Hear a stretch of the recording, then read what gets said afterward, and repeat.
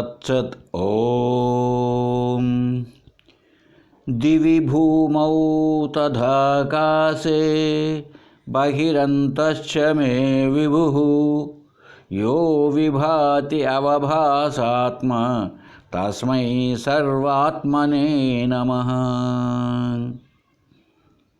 ఏ పరమాత్మ స్వర్గంలోనూ భూలోకంలోనూ ఆకాశంలోనూ బయట లోపల ఏకరూపుడైనప్పటికీ నానా రూపాలుగా ప్రకాశిస్తున్నాడో అట్టి సర్వస్వరూప పరబ్రహ్మకు నమస్కారములు.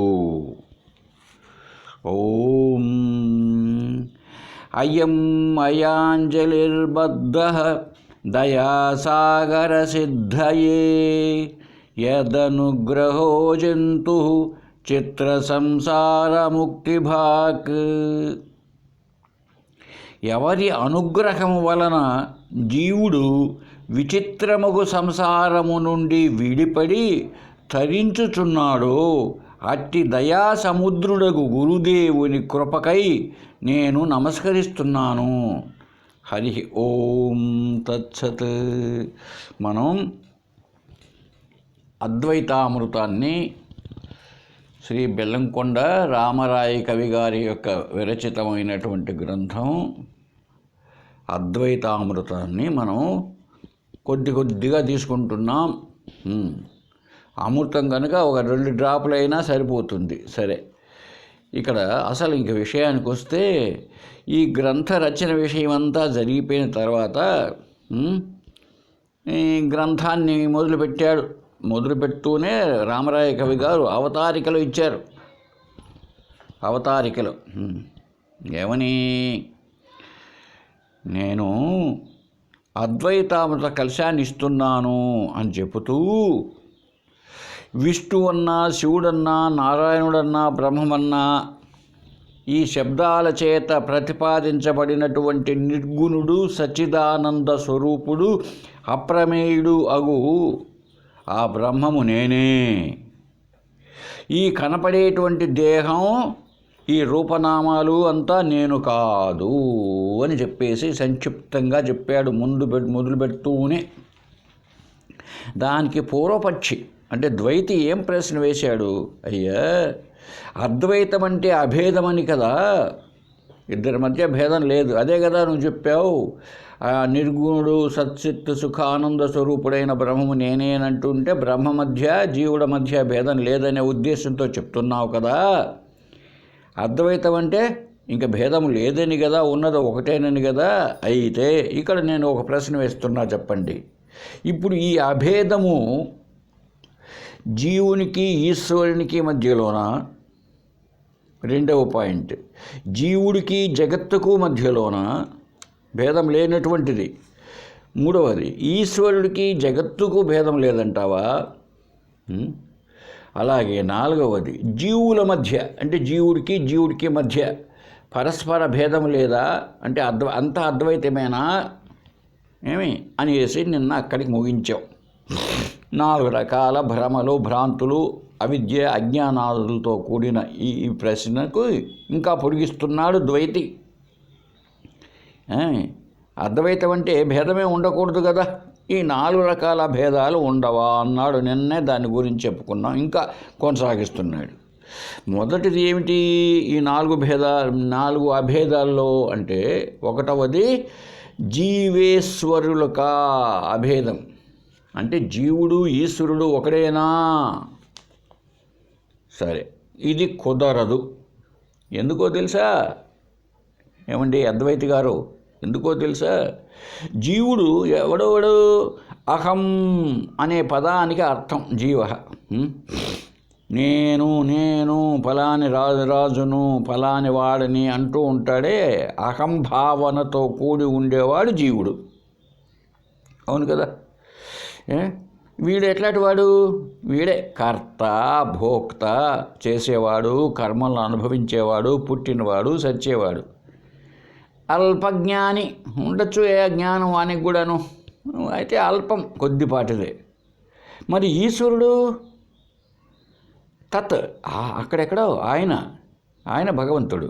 ఆయన అంటే పరోక్షంలో ఉన్నాడు ఆయన, ప్రత్యక్షం కాదు, పరోక్షంలో ఉన్నాడు. ఆయన ఎటువంటి వాడు?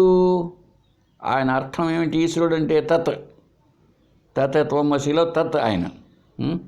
ఆయన ఎటువంటి వాడు? సర్వసాక్షి, అన్నింటినీ తెలుసుకునేటువంటి వాడు, కూటస్థుడు, నిలకడగలిగి ఉండేవాడు, మార్పులు చెందేవాడు కాదు. సర్వజ్ఞుడు, అంతా తెలిసినవాడు.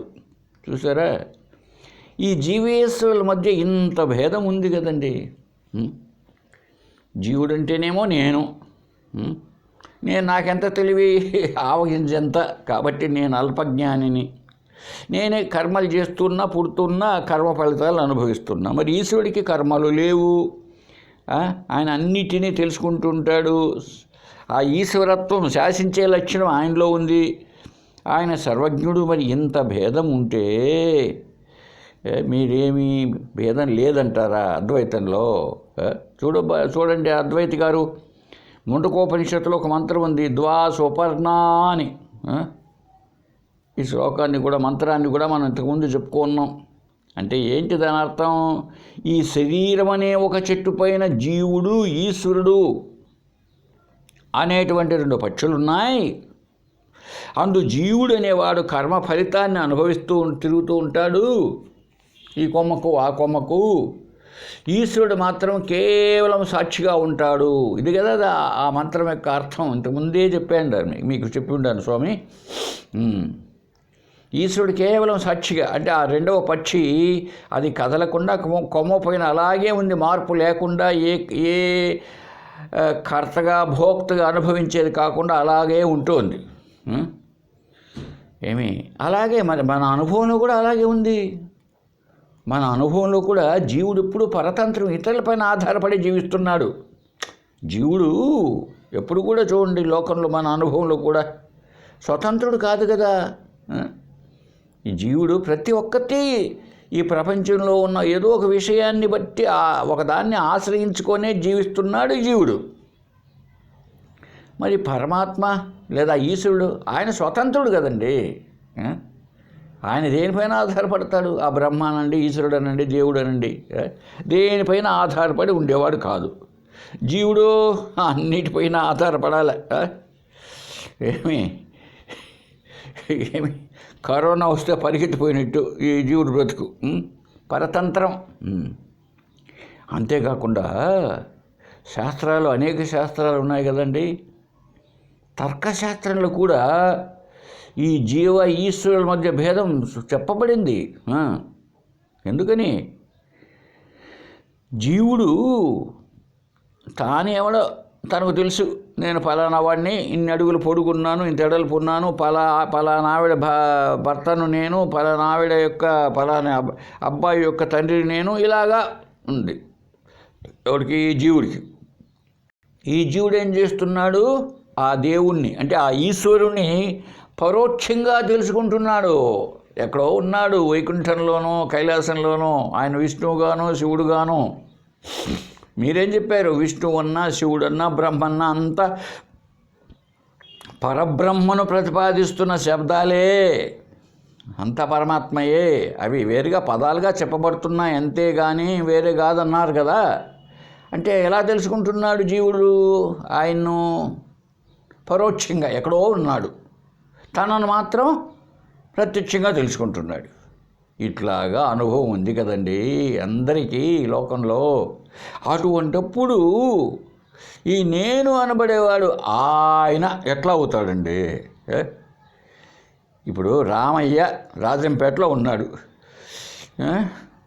రామయ్య రాజంపేటలో ఉన్నాడు, భీమయ్య భీమవరంలో ఉన్నాడు అనుకుందాం. రామయ్య రాజంపేట, భీమయ్య భీమవరం అనే ఊరిలో ఉన్నాడు. ఎట్లా వీళ్ళిద్దరూ ఒకటవుతారు? రామయ్య భీమయ్యలు. అలా కాకుండా ఇక్కడ ప్రశ్న ఏమిటంటే, జీవ ఈశ్వర శాసించేవాడు సరే. ఈ రామయ్య ఇక్కడ ఉంటే ఆయన నరేంద్ర మోడీ గారు ఎక్కడో ఉండి అంతటినీ శాసిస్తున్నారు ఆయన పరోక్షంలో. వీడికి నేనేమో తెలుసు, ఆయన మొత్తాన్ని శాసిస్తున్నాడు. ఆయన సర్వజ్ఞుడు, దేశమంతా తెలుసు. మొన్న బడ్జెట్ కూడా పెట్టాడు అద్భుతంగా. అబ్బా, మరి ఈ పద్ధతిలో జీవేశ్వరుల మధ్య అభేదం ఎలా వస్తుందండి? సరే, ఇంకా ఒకటోది అయిపోయింది కదా, నాలుగోది అడుగుతాను మిమ్మల్ని.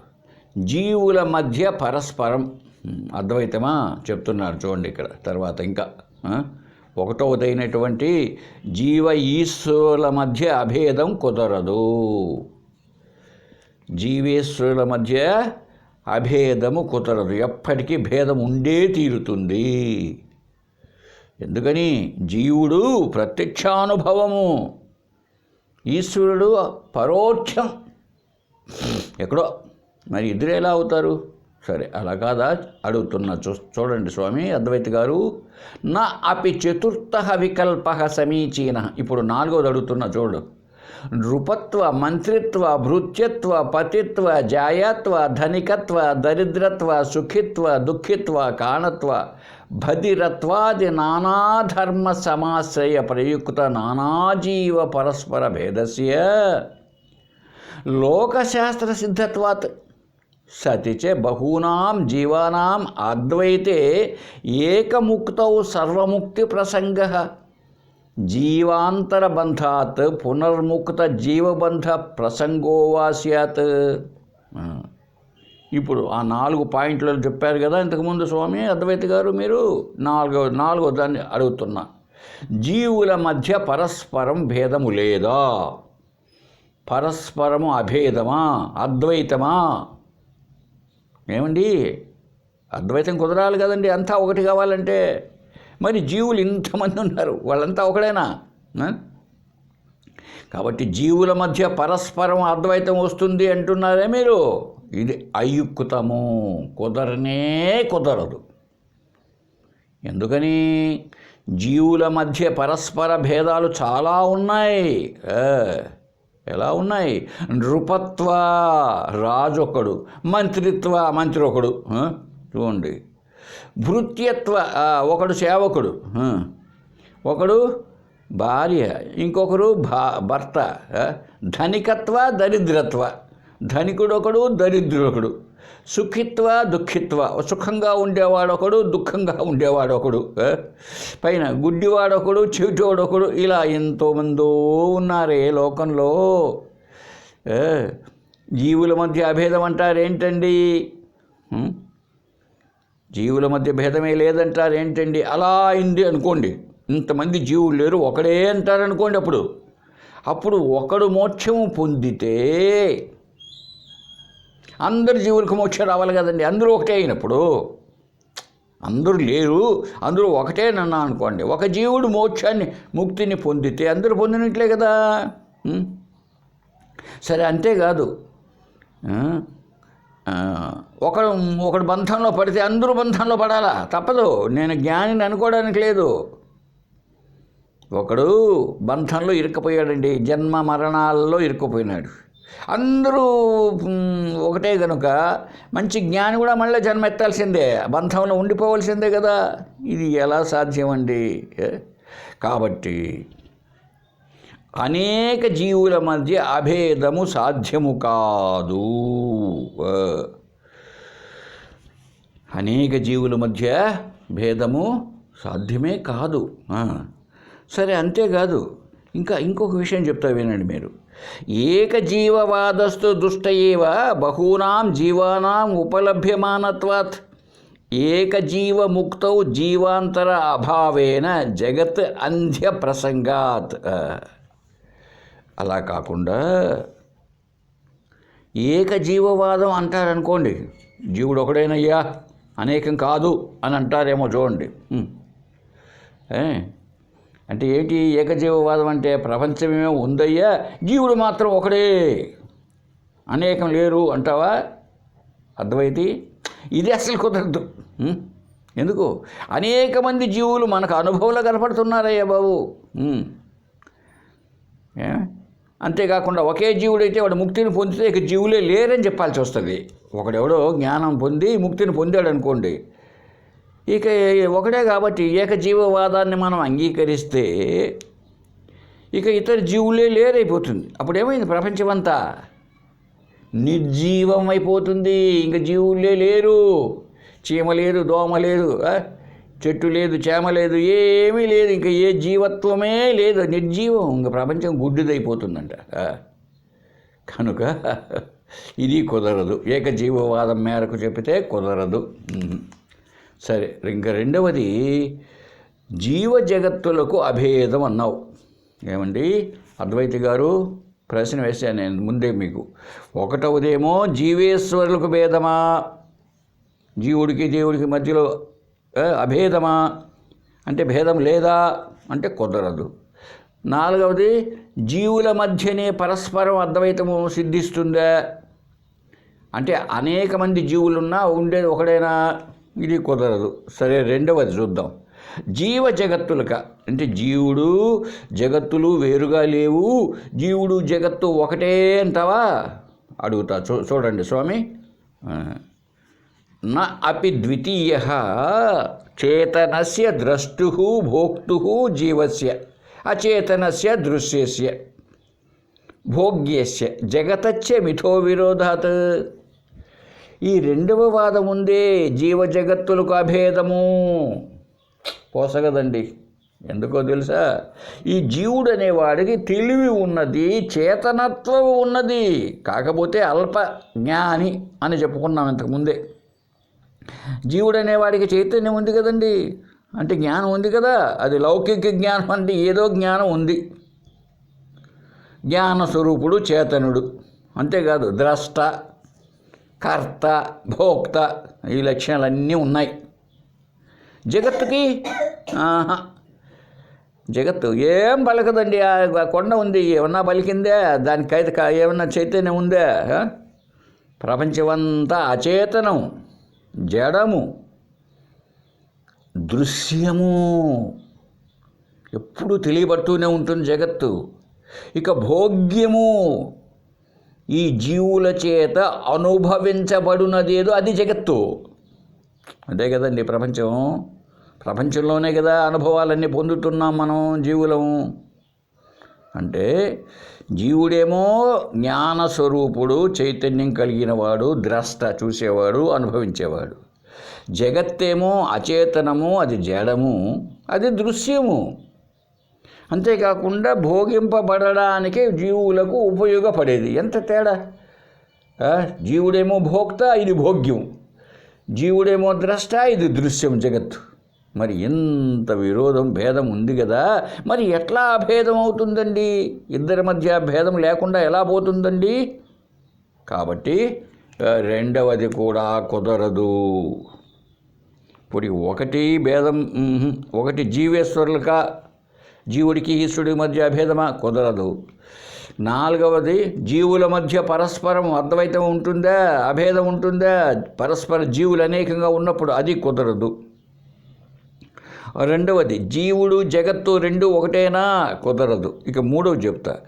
ఈశ్వర జగత్తులక, ఈశ్వరుడికి జగత్తుకి మధ్యలో అభేదమా అంటే ఈశ్వరుడు, ఈ కనపడే ప్రపంచం రెండు ఒకటేనా? భేదము లేదా? ఈ ప్రశ్నగా అడుగుతా. చెప్పండి స్వామి. నా అపి తృతీయ, ఇంక మూడోది అడుగుతున్నా. సచ్చిదానంద రూపస్య ఈశ్వరస్య అనృత జడ దుఃఖాత్మక జగత్ అభేద ప్రతిపాదన సంభవాత్ తస్మాత్ దుర్నిరూపం అద్వైతం ఇది ప్రాప్తే. ఈ మూడో పక్షంలో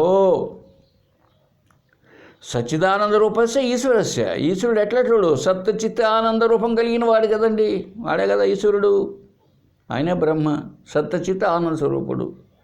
అనృత జడ దుఃఖాత్మకం జగత్, జగత్ ఎటువంటిది? అసత్, అనృతమైంది. జడము అంటే చైతన్యం కాదు, అది దుఃఖ స్వరూపము. ఇదంతా జగత్తంతా ఎటువంటిదని చెప్పాడు భగవద్గీతలో కృష్ణుడు. దుఃఖాలయము అశాశ్వతం అని కూడా చెప్పాడు. ఈశ్వరుడు శాశ్వతం, జగత్తు అశాశ్వతం. ఈశ్వరుడు ఆనందం, ఈ జగత్తు దుఃఖమయం. మరి ఇలా ఉంటే మీరేమో ఈ ఈశ్వర జగత్తులకు మధ్య భేదం లేదు, అభేదము అంటూ ఎట్లా కుదురుతుందండి స్వామి? ఇది అసంభవం. కనుక ఓ అద్వైతి గారు, ఈ గ్రంథము ద్వారా మీరు అద్వైతాన్ని అభేదమయ్యా, ఆయనేమేం నేను ఈ విషయాన్ని తెలుసుకున్నాను, నేను చెప్పబోతున్నాను అంటేది కదా, ఎలా కుదురుతుంది? అసలు అసంభవమైన విషయం. ఆ విషయానికి తోడు ఆ విషయాన్ని నేను గ్రంథ రూపేణ పెడుతున్నాను. ఏం ప్రయోజనం అండి? దండగా అని చెప్పేసి ద్వైతి ఇంతసేపు అద్భుతమైన వాదన చేశాడండి. మనకు అర్థమవుతుంది అనుకుంటాను. మరి నేను చెప్పేది ఎక్కువగా విశదీకరించడం లేదు, గ్రంథంలో సంస్కృతంలో ఉన్న విషయాన్ని క్లుప్తంగా చెప్తూ పోతున్నా పెద్దగా, ఎందుకంటే ఇది అందరికీ అర్థమైందే కనుక. ఇప్పుడు అద్వైతి ఆ ప్రశ్నకి సమాధానం చెప్తున్నాడు.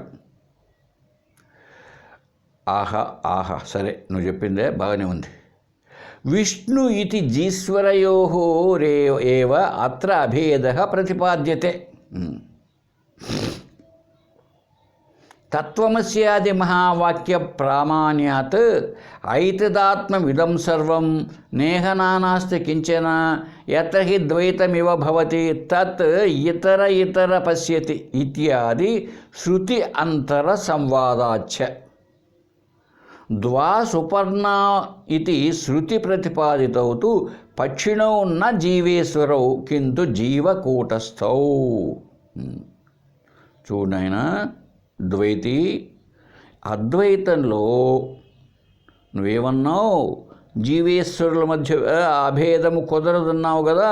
మేము చెప్పేది అదే, జీవేశ్వరులకే అభేదం, జీవుడికి ఈశ్వరుడికి మధ్య భేదము లేదు.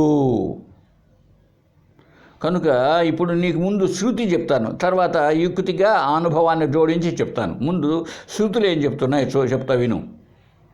ఏం చెప్తున్నాయి? చాందోగ్యోపనిషత్తులో ఉంది, తత్వం అసి అని మహావాక్యమే ఎందుకు ప్రమాణం? 4 మహావాక్యాల్లో తత్వమసి అని మహావాక్యం ఒకటి. గురువుగారు శిష్యునికి బోధించేది ఇదే, ఆ బ్రహ్మము నీవు అయ్యే ఉన్నావు. కాబట్టి శాస్త్రరీత్యా చూస్తే శృతి వాక్యమే ప్రమాణం. అంతేగా, ఒకటి మాటే కాదు, ఇంకా ఏం చెప్పింది?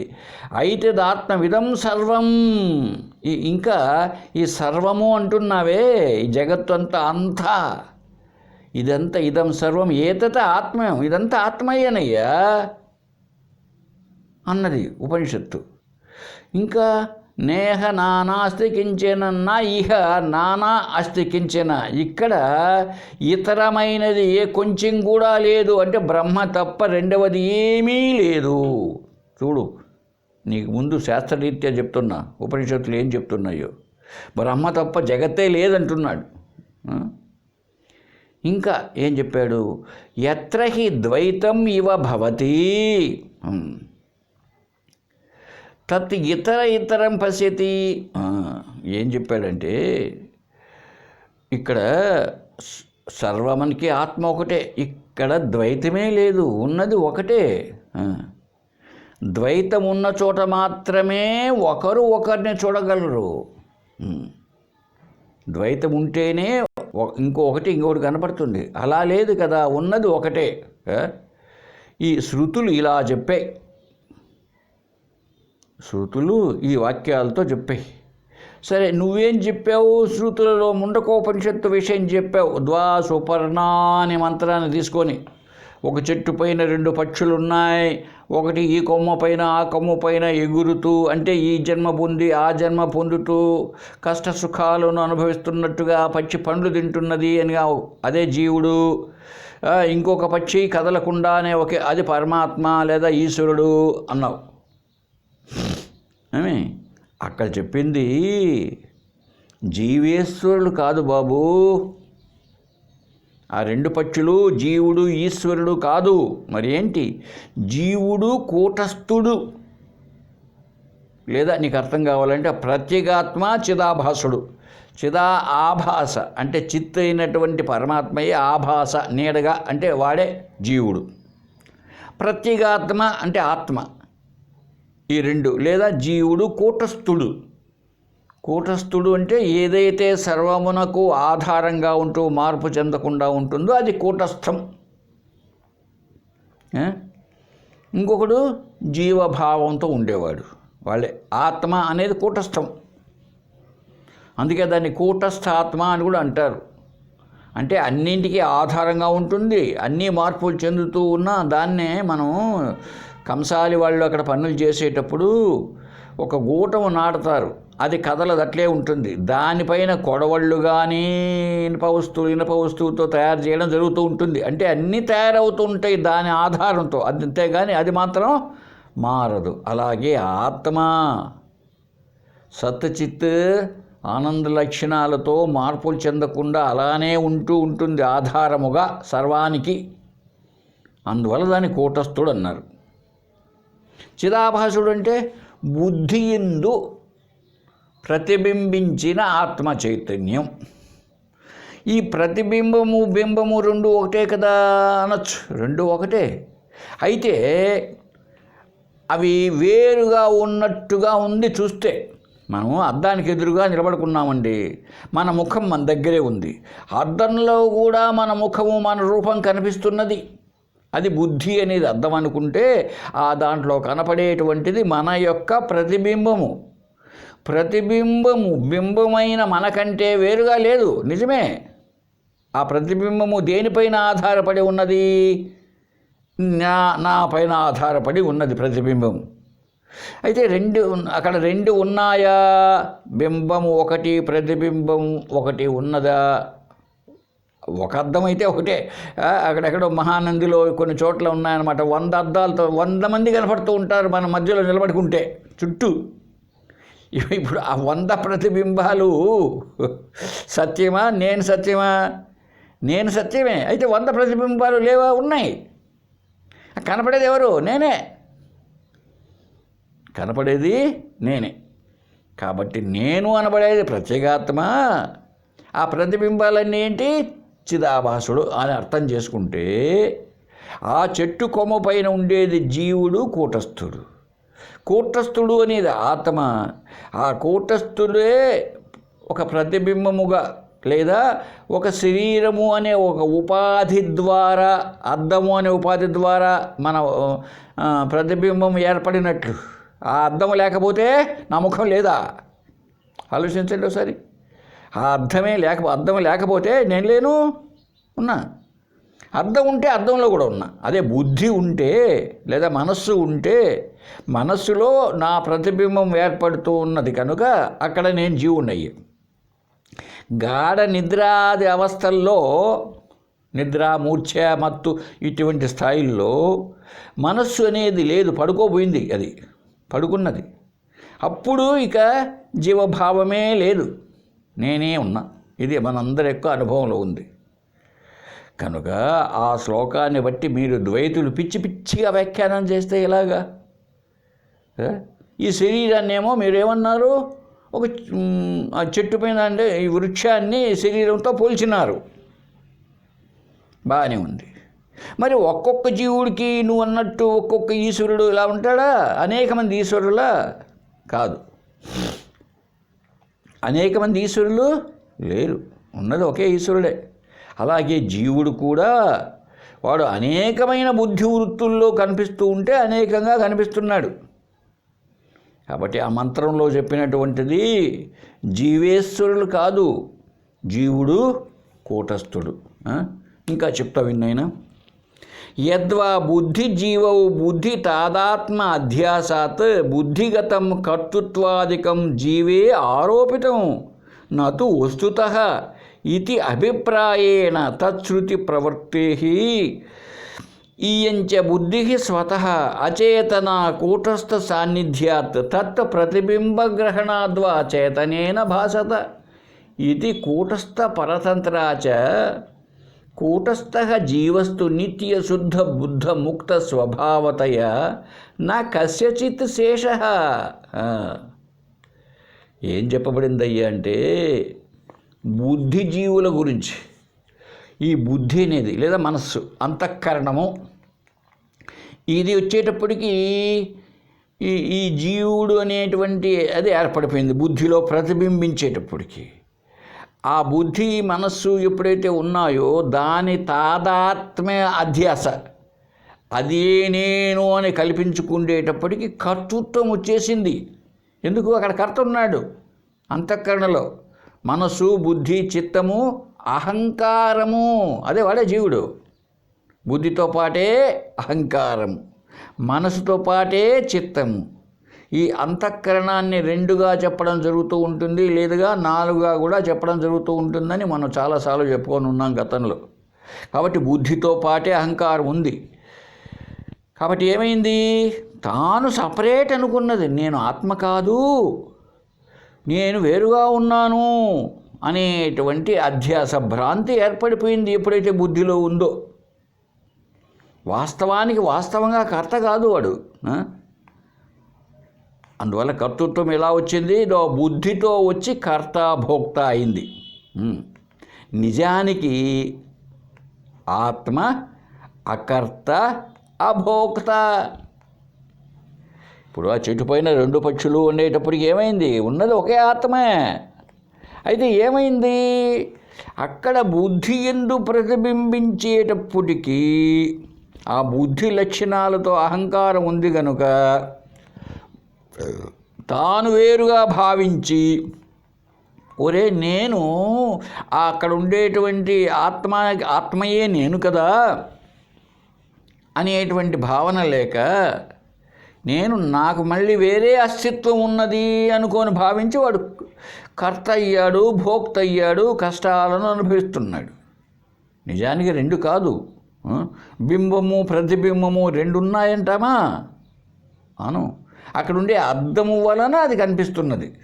అలాగే బుద్ధి వలన ఆత్మ యొక్క చిత్ యొక్క ఆభాస ప్రతిబింబమే అలాగా వేరుగా ఉన్నట్టు భావిస్తుంది.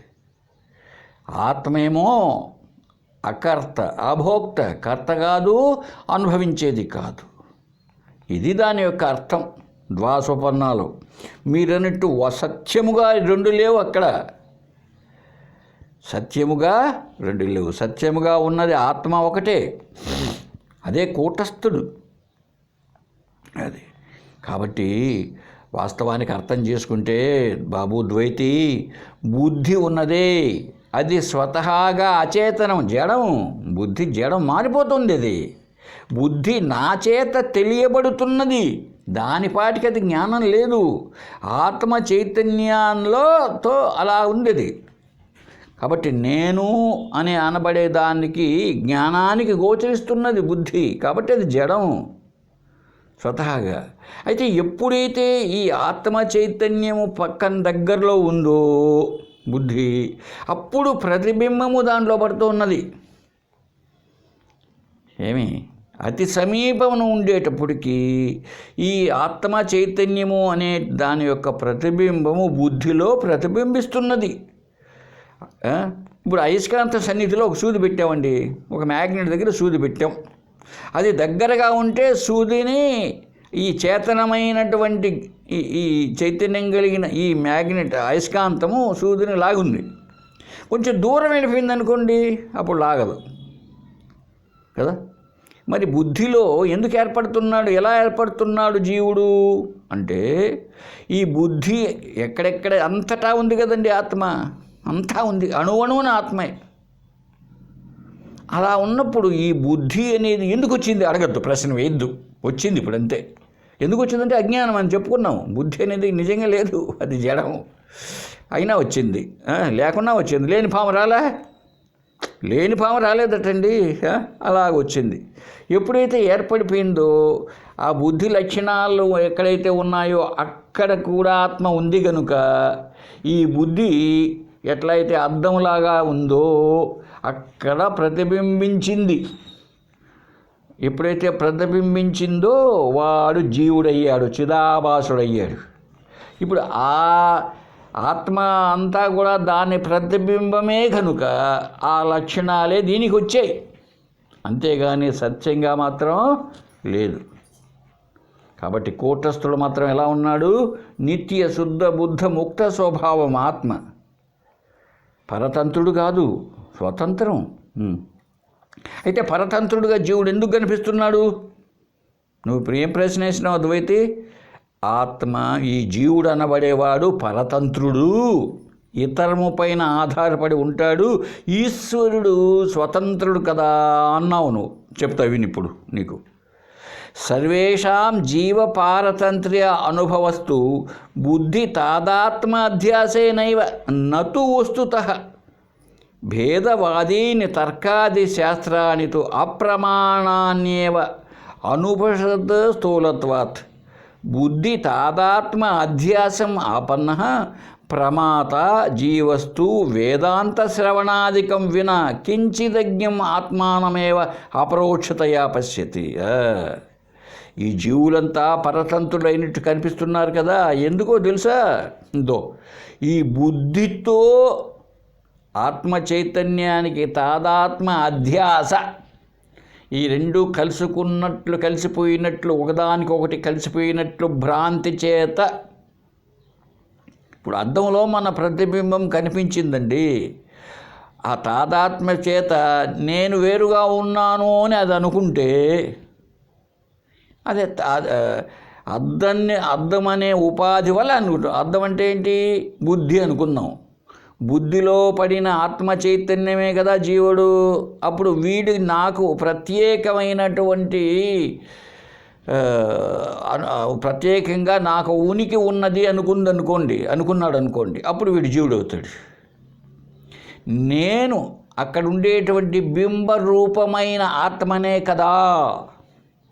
ఇక బుద్ధి ఉన్నదాని వల్ల నేను ఇలాగా అహంకారము చేత నేను పనిచేసి కర్తగా భోక్తగా అని పిలువబడుతున్నాను అని అర్థం చేసుకున్నాడు అనుకోండి, ఇప్పుడు రెండు లేవు. అంతే కదా. కాబట్టి తాదాత్మ అధ్యాస వాస్తవంగా కాదు. అలాగే నువ్వు తర్కశాస్త్రం చెప్పావు, తర్కశాస్త్రంలో కూడా రెండు వేరుగా ఉన్నాయి చెప్పావని. నాయనా బాబు, అర్థం చేసుకో. ఈ భేదవాదాలు చేసేటివే తర్కం, అంతేగాని అవి ప్రమాణంగా తీసుకోకూడదు. తర్కశాస్త్రాలు, వాస్తుశాస్త్రాలు, తర్వాత ఈ నువ్వు చెప్పే ఏవే ఈ పురాణాలు, వీటిని తీసుకోకూడదు. ఎందుకు? వేదమే ప్రమాణం. వేదం అంటే వేదంలో ఉపనిషత్తులు ప్రమాణం మనకు. అది ఈ తర్కశాస్త్రాలు ఇంకా ఉన్నాయే, కర్మశాస్త్రాలు, ధర్మశాస్త్రాలు, ఇవంతా ఉపనిషత్తు జ్ఞానానికి విరుద్ధమైనటివి. అసలు ఊహకు అందవు. ఈ తర్కశాస్త్రాలు, ఈ పురాణాదులు అంతా ఉన్నాయి, ఊహించడానికి కూడా అందనటువంటి విరోధం. ఒక చోట ఉన్నట్టు ఇంకొక చోట ఉండవు. అది ఉపనిషత్తులకు విరుద్ధములు. కనుక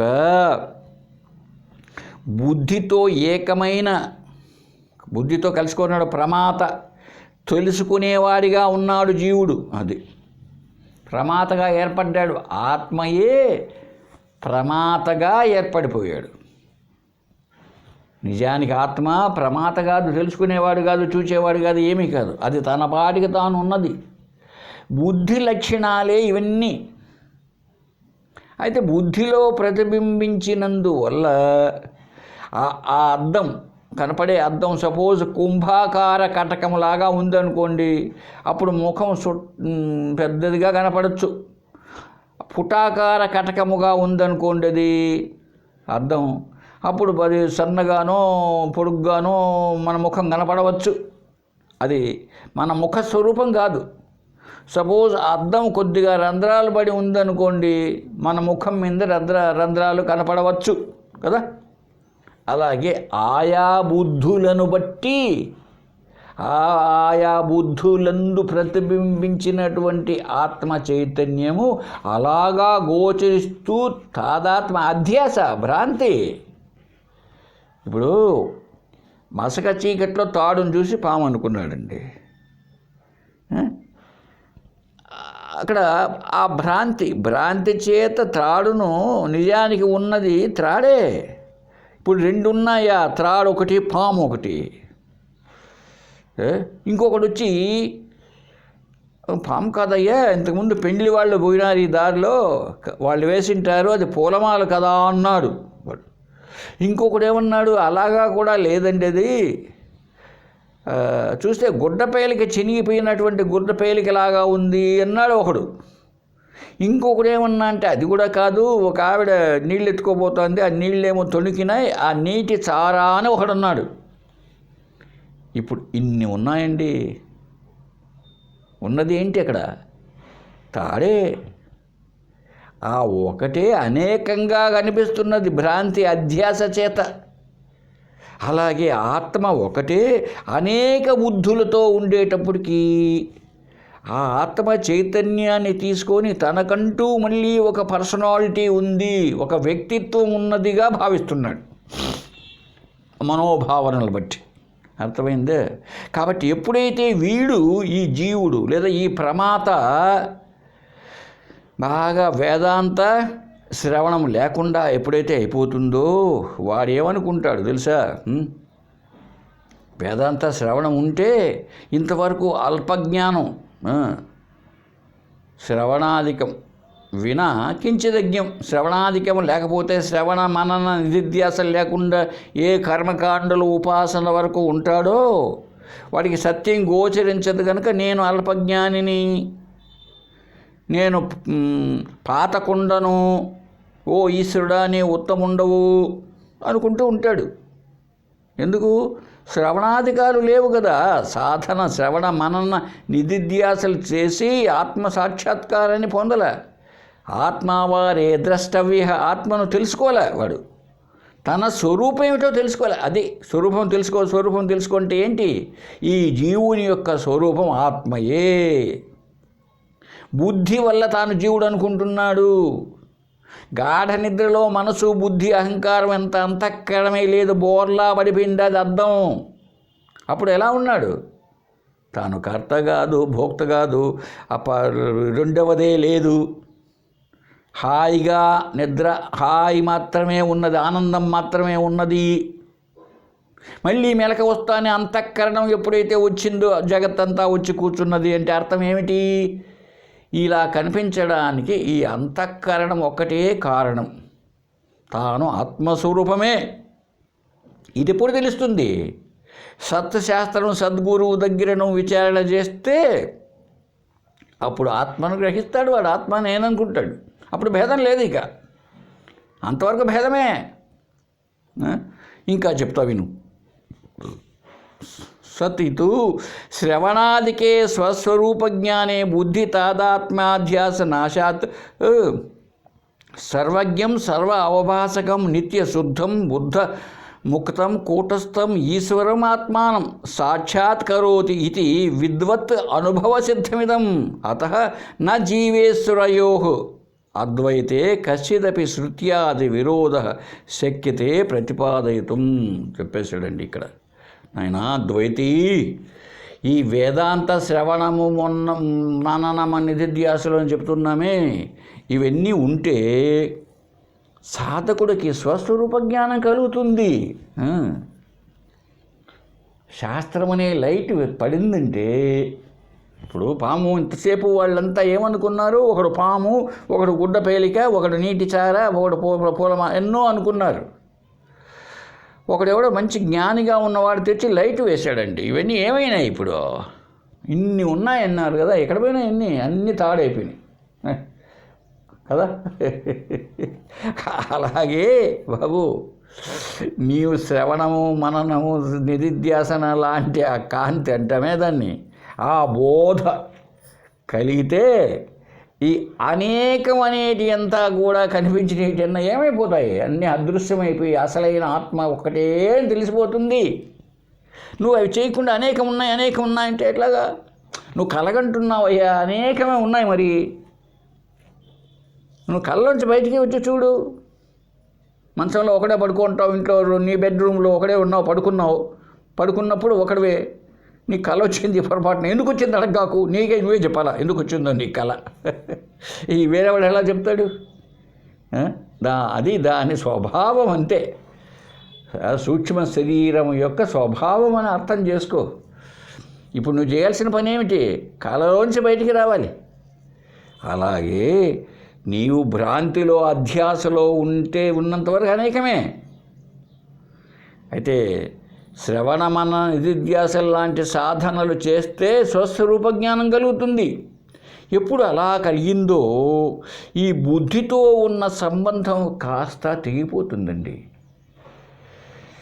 ఆత్మ వేరే, బుద్ధి వేరుగా గోచరిస్తుంది. విచారణ చేసినప్పుడు ఓహోహో ఇది అద్దము కదా, అద్దములో ఉండే ప్రతిబింబము కదా అది అని తెలిసిపోతుంది నీకు. ఎందుకు? నువ్వు చూడు ఒక్కసారి, నీ మనసు చేత విచారణ చేసి చూడు. నీ బుద్ధి లేదా మనస్సు నీకు తెలియబడుతున్నదా లేదా? నీ జ్ఞానానికి తోస్తున్నదా లేదా? తోస్తున్నది. కాబట్టి నీకంటే బుద్ధి వేరుగా ఉన్నది. అటువంటి బుద్ధిని ఆశ్రయించుకొని జీవభావం వచ్చింది కదా. మరి ఇప్పుడు బుద్ధే నువ్వు కానప్పుడు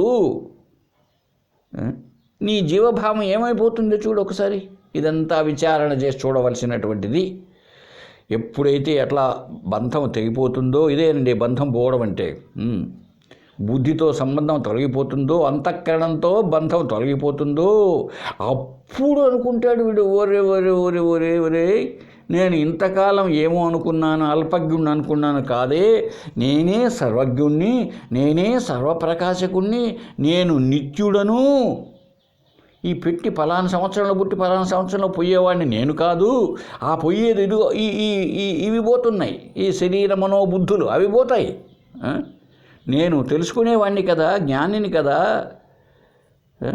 కాబట్టి నేను నిత్యుడను, శుద్ధుడను, నాలో ఏ కల్తీ లేదు కదా. బుద్ధుడను, బాగా తెలివి బాగుంది నాకు. ముక్తుడను, అసలు నాకు బంధం ఎక్కడయ్యా? ఇంకా బంధం ఎక్కడుంది అసలు? ఎప్పుడైతే విడిపడిన ఓ అద్దంతో, అంతఃకరణంతో ఇంక నీకు బంధమే తెలియదు. నేను కూటస్థుడను, మార్పే లేదు నాకు. అవస్థలు ఎన్ని మారినా, జాగ్రత్త అవస్థ, స్వప్నావస్థ, సుషుప్తావస్థలు ఎన్ని మారిపోతూ ఉన్నా, బాల్యావస్థ, కౌమారావస్థ, యవనావస్థ, వార్ధక్యావస్థ ఎన్ని మారినా నేను మారకుండా ఉంటా కనుక నేను కూటస్థున్నే అని ఇలాగా ఎప్పుడైతే నేను కూటస్థుడను అని తెలిసిపోయిందో అది ఈశ్వరుని లక్షణమే. ఆ లక్షణాలు ఎప్పుడైతే ఉన్నాయో ఏమండి, ఇప్పుడు ధైర్యంగా అహం బ్రహ్మాస్మి అనలేడా ద్వైతి? ఆలోచించు ఒకసారి. ఇప్పుడు ఒక ముక్కు పడక ఉన్నది, ఒక ఒడ్యాణం ఉన్నది. ముక్కు పడకతో ఓ ముక్కు పడక నీ ఒడ్యాణమే అని చెప్తే నేను ఎట్లా అవుతానయ్యా? నేను చిన్నదాన్ని ముక్కు పెట్టుకున్నాను, కాకపోతే ఒక 5 గ్రాములు 3 గ్రాములు అంతే నేను. అది ఎంతది ఆ ఒడ్యాణం? దాదాపు 50 గ్రాములదో 100 గ్రాములదో. అది నేను ఎలా అవుతాను అనే పెద్ద బాధతో ఉందనుకో, వేరే కదా. ఒడ్యాణం నడుంగు పెట్టుకుంటారు, ఇది ముక్కు పెట్టుకుంటారు కదా అని ఆలోచనతో వచ్చినప్పుడు ఇప్పుడు బోధ చేశాడు అనుకో, నాయనా ఒడ్యాణం అనేది ఏందో కాదురా బాబు, అది బంగారే, నువ్వు కూడా బంగారే అని ముక్కు పడుకు అర్థమైందనుకో. ఓహో నేను బంగారేనా? అప్పుడు అది అహం ఉడ్యాణ అనలేదు. ఎందుకు? ఆ ఉడ్యానాన్ని ముక్కు పడుకును కరిగించి చూశారనుకోండి, ఏది ఉడ్యానము ఏది ముక్కు పడక. కాబట్టి రూపనామాలను తొలగించి చూస్తే ఇక ముక్కు పుడక లేదు, ఉడ్యానము లేదు. ఇదంతా అందువల్లనే ఆత్మజ్ఞానానికి జ్ఞాన మార్గమే మోక్ష విద్య. ఇలా తెలిసినప్పుడు జీవేశ్వరుల మధ్య అద్వైతము సిద్ధము, వేద విరోధము లేదు. వేదం ఉందని చెప్పి అసలు కుదరదు బాబు. అసలు వేదం ఉంది అంటే, జీవేశ్వరుల మధ్య భేదం ఉంది అంటే ఏమైపోతాడు తెలిసిన? ఇప్పుడు ఈశ్వరుడు పరిమితి అయిపోయి ఇంకా దోమ అయిపోయినాడు. ఆయన కించిజ్ఞుడు అయిపోతాడు. ఇంతవరకు నువ్వు చెప్తావే ఆయన సర్వజ్ఞుడు, అది లేకుండా పోతుంది. ఎందువల్ల? లోకమంతా కూడా చరాచర, అన్ని లోకాల్లోనూ చరాచరమంతా వ్యాపించి ఉన్నది జీవభావంతో అనుకో. ఇప్పుడు ఆయన కూడా ఒక జీవుడు అయిపోయా. కాబట్టి భేదం ఉందని చెప్పడం అశక్యము. అంతేకాకుండా ఇంకా చెప్తున్న ఒక మాట విను. నను కహ అసౌ ఈశ్వరః యత్ అభేదః జీవస్య ప్రతిపిపాదయిషితోత్రాః విష్ణు ఇతి. విష్ణుః విశ్వం వేవేష్టి వ్యాప్నోతి ఇతి విష్ణుః వ్యాపకః అంతర్బహిశ్చ తత్సర్వం వ్యాప్య నారాయణ స్థితః ఇతి శృతేః. తదైచ్ఛత బహుశ్యాం ప్రజాయేయ ఇతి. తత్ సృష్ట్వా తదేవ అనుప్రావిశత్.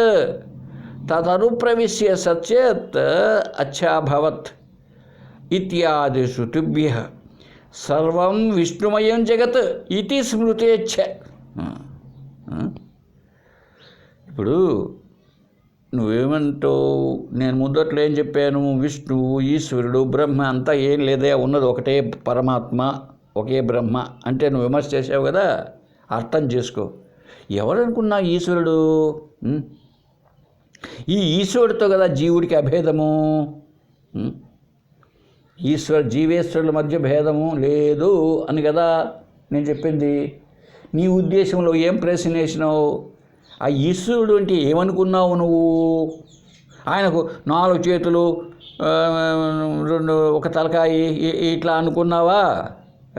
అదే నేను చెప్పింది. అసలు ముందు నీకు ఈశ్వరుడు అంటే అర్థమైందా? ద్వైతి దేవుడు అంటే అర్థమైందా? కాల అది వచ్చిన సావంతా అది.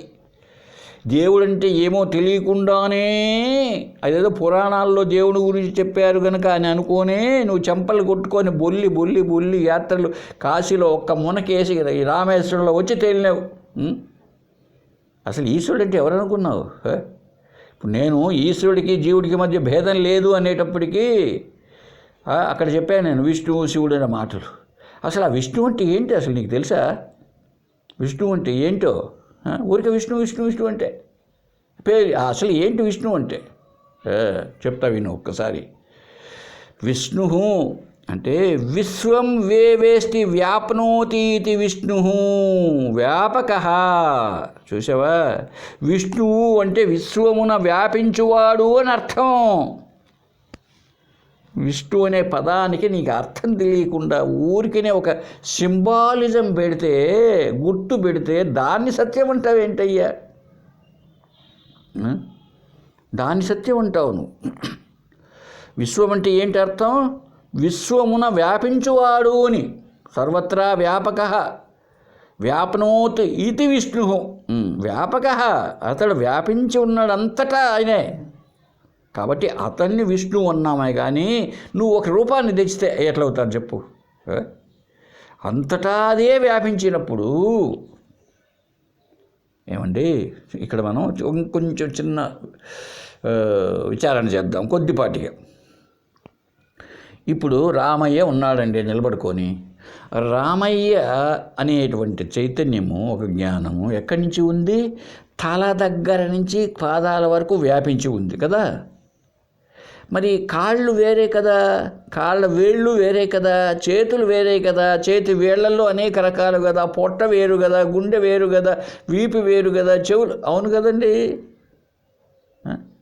మరి ఒకడే ఎట్లయినాడు రామయ్య?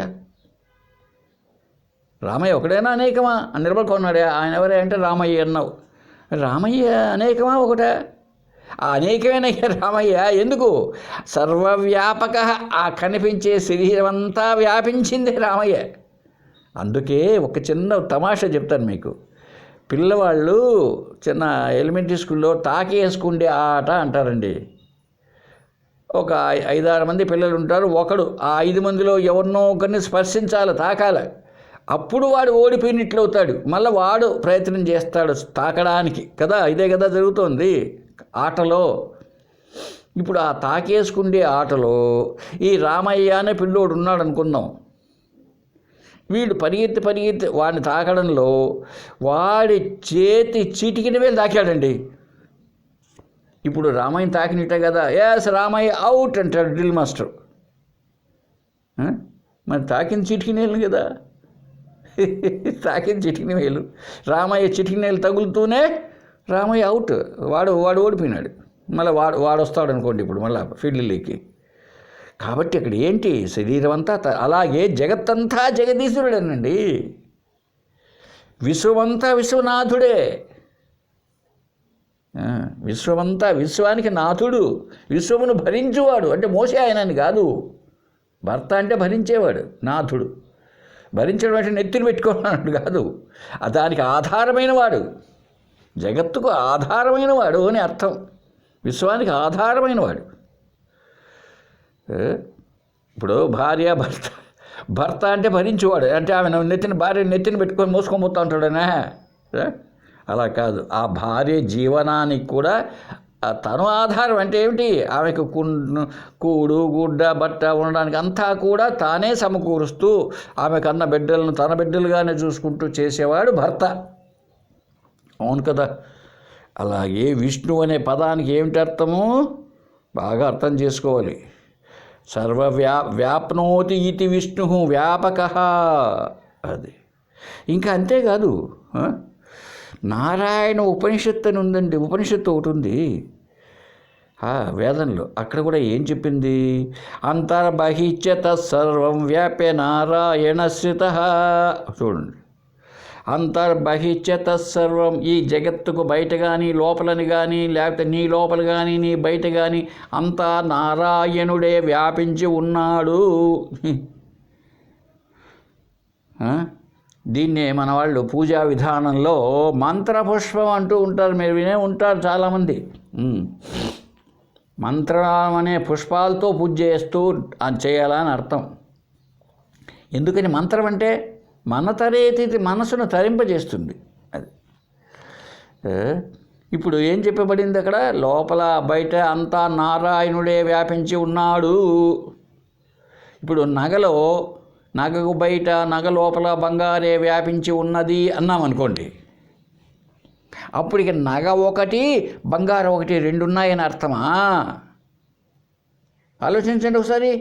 నగకు లోపల బయట అంతా వ్యాపించే ఉన్నది బంగారు అన్నామండి. లేదు, కుండని తీసుకుందాం, అంతర్బహిష్యత సర్వమృత్యుకేత్యేవ సత్యం అన్నాం. ఈ కుండగా ఆకారంగా కనపడుతున్నదే అదంతా పెంకులాగా, అదంతా దాని లోపల బయట అంతా ఎంత నువ్వు వెతికినా కూడా అంతా మట్టియే అన్నాం అనుకోండి. అంతా మట్టి అయితే కుండ వాచారమణ వికారో నామధేయ, కేవలం మాటే. రెండవది ఉందండి, కుండ వేరే మట్టి వేరే ఉన్నదా? అవును కదండి, మట్టి కుండ అన్నారు. మట్టి కుండ అనేది ఒక పదమే. అది మట్టి కుండ, మట్టి కడవ, మట్టి పాత్ర ఒకటి మట్టి ఒకటి కాదు. ఇదే అద్వైతం అంటే. చూడు, నీకు శాస్త్రం చెప్తున్నా బాబు, ఉపనిషత్తు. కాబట్టి అంతేకాకుండా ఇంకా చెప్పిందండి శృతి తత్ ఐచ్ఛిత బహుశ్యాం ప్రజాయేయ. అది కూడా ఉపనిషత్తు చెప్తున్నదండి. ఏమని? ఆ బ్రహ్మము బహుశ్యాం ప్రజాయే, నేను బహురూపములు కావాలని కోరుకుందంట.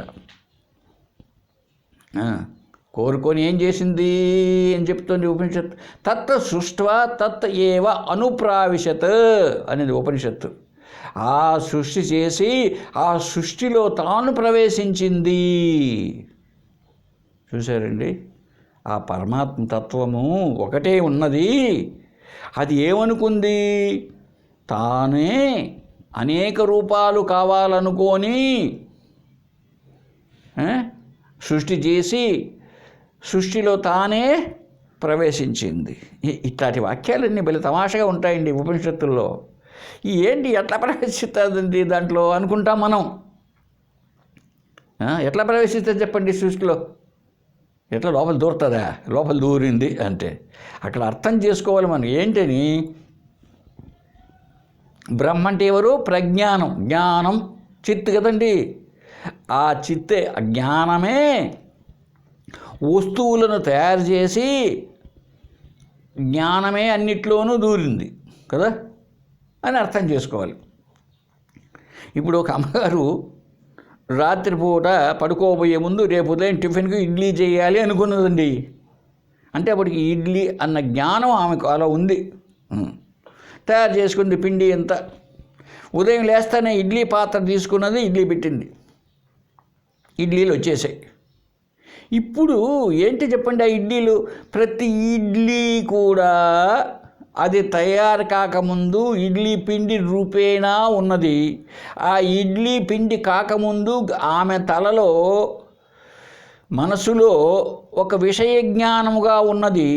ఆ విషయ జ్ఞానము లేకముందు, ఆ విషయ జ్ఞానం పుట్టకముందు కూడా ప్రజ్ఞానం ఉంది ఆమెలో. ఆ ప్రజ్ఞానం ఉండబట్టే కల్పన వచ్చింది. ఇడ్లీ, దోశ రావచ్చు, రేపు ఉప్మా రావచ్చు. ఇదంతా విషయ జ్ఞానం మారుతూ ఉంటుంది. అసలైన జ్ఞానం లేకుండా విషయ జ్ఞానం వస్తుందా? అసలే జ్ఞానం లేకపోతే. కాబట్టి అసలైనటువంటి ప్రజ్ఞానమైన ఆత్మ చిత్ అనబడేది ఉంది. అది అలా కదిలేటప్పటికీ విషయ జ్ఞానంగా మారి ఇడ్లీ పిండిగా ఆ ఇడ్లీ పిండి ఇడ్లీలుగా అయిందండి. వాళ్ళ తమాషగా ఉంది కదా ఇప్పుడు. కాబట్టి ఇప్పుడు అనేకమా ఇడ్లీలు ఒకటే, చూడండి ఒకసారి, ఒకటే. అంటే మరి ఎందుకు వచ్చింది ఇది? అనుకున్నది ఆమె, జ్ఞానం కలిగిన ఆమెలో ఒక చలనం ఏర్పడి ఆ ఇడ్లీల్లో దూరేసింది ఆ జ్ఞానం అంతా. ఇలాగా అందువల్ల ఉపనిషత్తులను అర్థం చేసుకోవడం కూడా చాలా కష్టం. లేకపోతే ఇలాగే ఉంటుంది. చూడండి ఎట్లా ఉంది ఇది ఉపనిషత్తులో, ఎంత బాగా చెప్పాడు.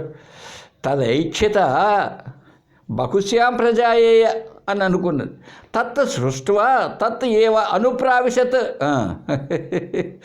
అంతా సృష్టి చేసి బహురూపాలు కావాలి, అనేక రూపాలుగా కావాలనుకుని సృష్టి చేశాడంట ఆయన. చేసి సృష్టిలో ప్రవేశించిందట. ఏమండి అంటే అలా ప్రవేశిస్తుంది. అప్పుడు ఏమైంది అంటే ఈ విధంగా ఉపనిషత్తులు చెప్పాయి. అంతేకాకుండా స్మృతులు కూడానండి. స్మృతులు అంటే భగవద్గీత లాంటి గ్రంథాలు. శృతులు అంటే వేదాలు. స్మృతులు జ్ఞాపకం ఉంచుకోదగినటివి. పరాశర స్మృతి, నారద స్మృతి లాగా భగవద్గీత కూడా ఒక స్మృతి, లేదా భగవద్గీత రెండు ఉపనిషత్తు సారం కనుక దాన్ని శృతి అనవచ్చు. స్మృతి అంటే శృతులు ఒకరి చేత వ్రాయబడినటివి, ఒకరి చేత చెప్పబడినటివి కాదు. శృతము అంటే విని, ఒకరి నుంచి విని వచ్చినాయి కాబట్టి వాటికి శృతులు అని పేరు వచ్చింది. ఎవరో ఒక మహానుభావుడు రచించింది కాదు. మరి స్మృతులు ఒకరి చేత చెప్పబడినటివి, ఒకరి చేత రాయబడినటివి. అది భగవద్గీత వ్యాసుడి చేత భారతంలో రాయబడినటువంటిది. అంటే ఒకరు చెప్పారు దాన్ని, కాబట్టి దాన్ని స్మృతి అన్నారు. ఏం చెప్పింది దాంట్లో తెలిసినా? సర్వం విష్ణుమయం జగత్. ఈ జగత్తంతా కూడా విష్ణుమయమే అనేటప్పటికీ అంతా విష్ణువే వ్యాపించి ఉన్నాడు అంటే ఇంక రెండవది లేదని అర్థం చేసుకోవాలా. ఈ మాట అందరూ చెప్తారండి. సర్వం విష్ణుమయం జగత్ అందరూ చెప్తారు. ద్వైతులు కూడా, భక్తులు కూడా అంతా పరమాత్మే అంటారు. అంతా పరమాత్మ అయితే రెండు వాడు ఎవడయ్యా ఇంకా? మళ్ళీ జీవుడు ఎక్కడి నుంచి వచ్చా? చూడండి ఒకసారి. సర్వం బ్రహ్మమయం అని కూడా పాటలు కూడా పాడతారు.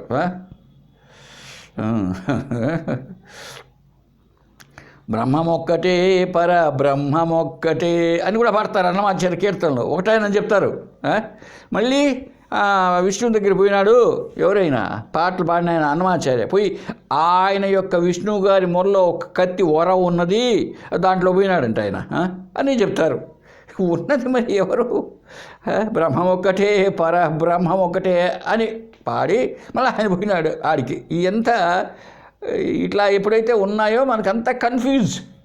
ద్వైతం సత్యమా, అద్వైతం సత్యమా? కాబట్టి ద్వైతం సత్యం అనుకుంటే ఏమండి నష్టం అనొచ్చు మీరు.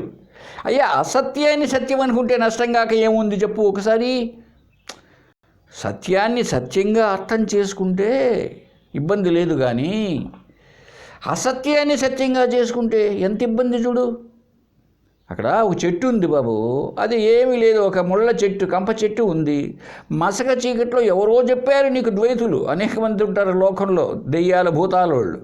బాబు ఆ దాన్ని పోతావేమో నువ్వు, భద్రం రాత్రిపూట ఆ చెట్టు దగ్గర దెయ్యం ఉంది అన్నాడు అనుకో ఎవడో, నీకు అక్కడ పోతానే రాత్రిపూట, అప్పుడే గుండెల్లో జల్లు ఏదో గలగలమనిందనుకో, బల్లో తొండో కుక్క పిల్లో ఏదో ఒకటి, అప్పుడు ఏమో అనుకుంటావు తెలుసా, దాన్ని సత్యం తెలియదు కదా నీకు, మసక చీకటి.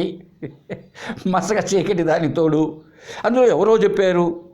ఇప్పుడు లేని దెయ్యాన్ని కల్పించుకున్నావు నువ్వు. ఉన్నది కంప చెట్టే, లేదా బల్లి అక్కడ, లేదా కుక్క పిల్ల, దాన్ని దెయ్యం అనుకున్నావు. ఇప్పుడు ఏం చేస్తావు? పరిగెత్తిపోతావు. ఆ పరిగెత్తడంలో పడ్డావు అనుకో, ఎవరి కాళ్ళు ఇరుగుతుంది? నీకే. ఇదంతా అసత్యాన్ని సత్యం అనుకున్న దానివల్ల కదా. అందువల్ల సత్యాన్ని సత్యంగా ఎప్పుడు తెలుసుకుంటావో నీకు బంధం లేదు. అది నువ్వు కాని శరీరాన్ని నీవు అని భావిస్తే ఎలా ఉంటుంది చెప్పు ఒకసారి. నువ్వు కాని దానిని నీవుగా భావిస్తే అన్యాయం కదా. అది అసత్యాన్ని సత్యంగా ఎలా అనుకుంటావు? ఏమంటే శరీరం నేను కాదా? మళ్ళా మొదటికి వచ్చామా? కాదు బాబు, నువ్వు శరీరం కాదు. ఇది అర్థం చేసుకుంటే అర్థమవుతుంది. బాగా అర్థం చేయించే మహానుభావులు లోకంలో ఎంతోమంది ఉన్నారు. అటువంటి సద్గురువులను పట్టుకో. లేకపోతే సద్గురువులు కాకుండా అసత్గురువులు ఉంటారు. ఇక అదో దైవం ఉంది, అదో భూతం ఉంది అని చెప్తూ ఉంటే నువ్వు నీ జీవితం అంతా నువ్వు పోతున్నావు, నువ్వు సరిగా చేయలే పూజ, దాంతో వచ్చిందంటారు వాళ్ళు ఇప్పుడు నిన్ను. ఇంక అక్కడి నుంచి నీ జీవితంలో ఏడుపు బ్రతికిన రోజులు. సస్తే కూడా మళ్ళీ ఇంకొక కుక్క పిల్లగానో, మేక పిల్లగానో, పులి పిల్లగానో పుడతావు. కాబట్టి జగత్తంతా సర్వం విష్ణుమయం జగత్ ఇతి స్మృతేచ్ఛ ఇలా చెప్తున్నాయి బాబు అని చెప్పాడండి. ఆయన ఇంతవరకు ఆ భేదాలను గురించి ఒక రకంగానే అద్వైతి వానికి ఆన్సర్ ఇచ్చాడు అనుకుంటున్నా నేను. సరే, తర్వాత మళ్ళీ ఈ ద్వైతి ప్రశ్నలు వేస్తున్నాడు. ఈ ప్రశ్నలను రేపు క్లాసులో చూద్దాం. సరే, ఇప్పుడు ఇంతవరకు ఈ భేదాలు సత్యమా అన్నటువంటి విషయాన్ని, భేదం లేదయ్యా బాబు, భేదం లేదని ఎప్పుడు తెలుస్తుంది నీకు? నీవు సరైనటువంటి శ్రవణ మనన నిధిధ్యాసలు చేస్తే నీకు తెలుస్తుంది. అలా కాకుండా నువ్వు నీ బుద్ధిని సరి చేసుకోకుండా ఒకడు క్యాటరాక్ట్, మా మిత్రుడికేనండి క్యాటరాక్ట్ ఏర్పడింది కంట్లో, ఏదైనామంటారు పోరా. చంద్రుడు చూస్తే చంద్రుడు రెండు చంద్రులుగా కనపడుతుంది. మనిషిని చూసినా కూడా ఇద్దరులాగా కనపడుతుందంట. ఒకే మనిషి ఇద్దరులాగా కనపడుతుంది. అది సత్యం అంటే ఎట్లాగా నీకు? కంటి పరీక్ష పోతే అప్పుడు తెలిసింది, కంటి పొర బాగా వచ్చేసిందయ్యా, నీకు ఆపరేషన్ అని. ఆపరేషన్ చేసి తీసేస్తేనే ఇద్దరు మనుషులు లేరు, ఇప్పుడు ఉన్నది ఒకటే మనిషే. అలాగే పచ్చరికలు అంటారండి, కండ్లకు దాన్నే పచ్చరికలు అంటూ ఉంటారు, పచ్చదనంగా వ్యాపించడం. జాండిస్ అంటారు దాని జబ్బును, జాండిస్. అది వచ్చిన వారికి ప్రపంచం అంతా, లోకమంతా పచ్చగా కనపడుతుందంట. ఇప్పుడు జబ్బు సరి చేసుకుంటే యథార్థం కనపడుతుంది. అలాగే ఈ ద్వైతం కనపడడానికి కారణం ఏమిటో అర్థం చేసుకోవాలి మనం. అదే బుద్ధి ధర్మాన్ని తెచ్చి నువ్వు ఆత్మపైన కలుపుకొని సత్యం కానీ బుద్ధిని పట్టుకుంటే ఏం కనపడుతుంది నీకు? అసత్యాన్ని పట్టుకుంటే అసత్యమే కనిపిస్తూ ఉంటుంది. సరే, నెక్స్ట్ క్లాస్లో చూద్దామండి. ఓం తత్సత్.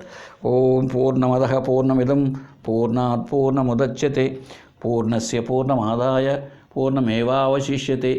ఓం శాంతి శాంతి శాంతి.